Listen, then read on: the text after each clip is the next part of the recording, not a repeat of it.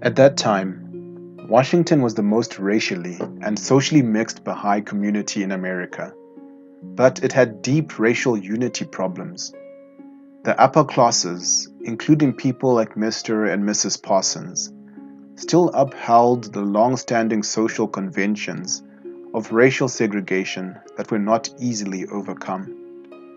Many white Americans were afraid to host multiracial gatherings in their homes for fear of what their fellow white peers would say.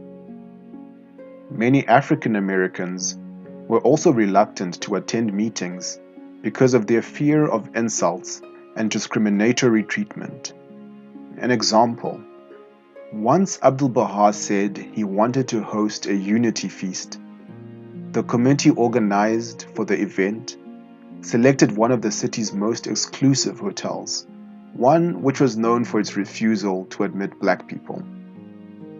The black Baha'is thought it might be better if they did not attend and so avoid the problem of the color bar. Abdu'l-Baha, however, insisted they attend, and in the end all the Baha'is, both black and white, sat side by side in the previously segregated hotel.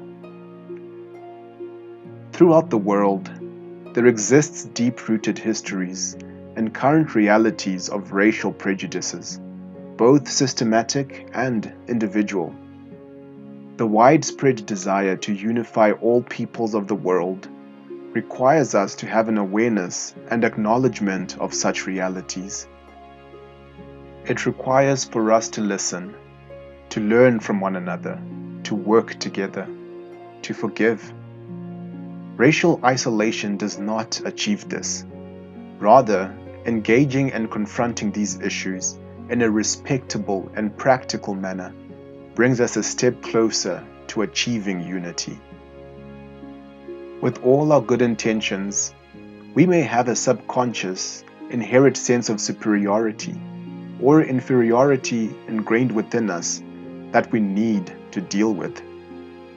It is important then to allow the divine messages given for the progress of humanity found within the holy writings of the Baha'i Faith to change us, to elevate and transform our thoughts, our actions, our perceptions, our interactions, and our conduct, to reform our institutions, our communities, and us as individuals, so that we may practically all work together to create an equal society that embraces all cultures and races.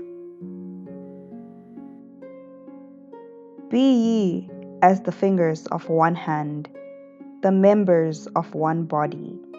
Thus counselleth you the pen of revelation, if ye be of them that believe.